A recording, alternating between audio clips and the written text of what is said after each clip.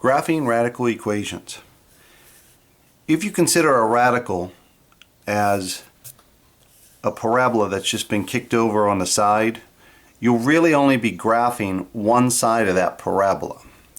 So in other words, when we talk about having something like x equals y minus 2 quantity squared plus 3, if we think of that as the parabola that is opening up sideways, we get our vertex, our ordered pair here. We say x is 3, so I go 1, 2, 3, and then the opposite of what's in parentheses, so up 1, 2.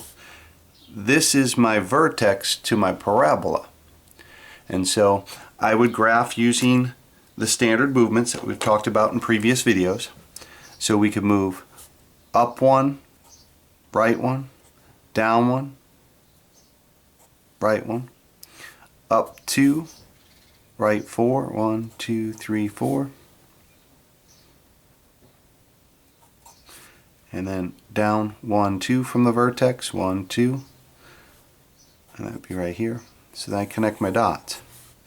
Now notice, if you're paying attention, I said that we're graphing radical equations, and I graphed a parabola.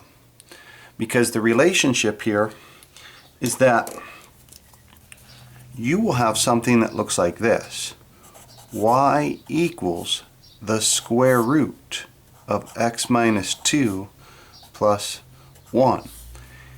It would be, if you solve this equation here for y, you'd end up with a plus or minus statement. I might as well go ahead and do that and kind of explain what I'm doing here.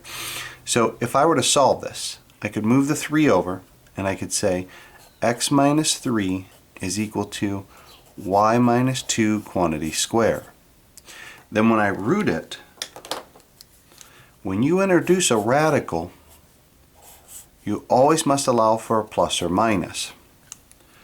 So I would have plus or minus the rad x minus 3 equals y minus 2. Then I could bring this 2 over.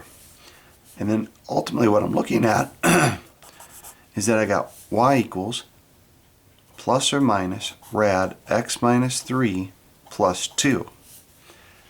This is similar to what I'm looking at here.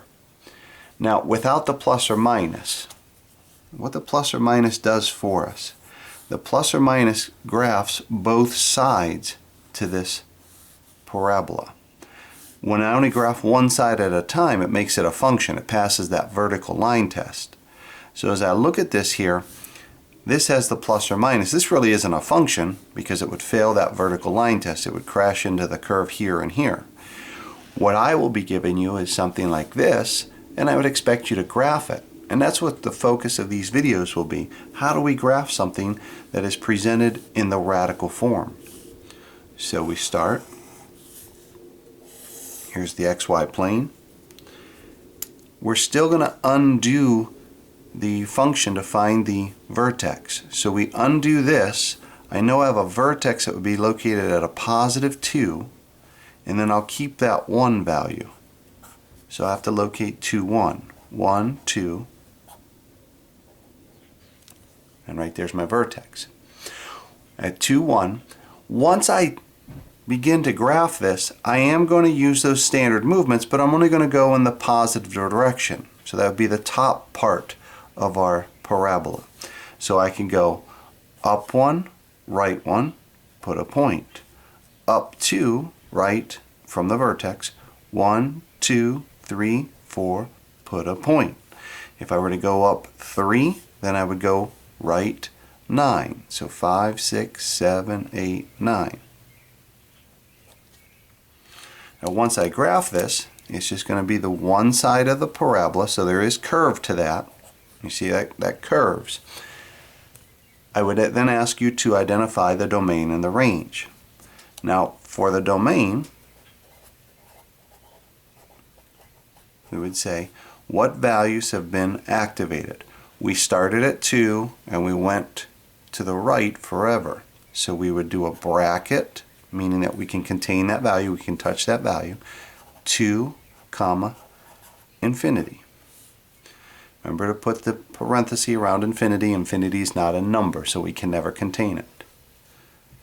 the range. The lowest y value that we see on this graph happens to be 1. So we'll do a bracket, say 1, comma, and then this will go up forever. So this will be from 1 to infinity. And we'll call that our example 1, where we look at this as a radical that's been presented to us and we're able to graph it.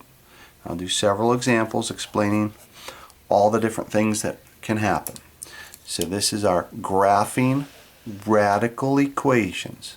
Graphing radical equations.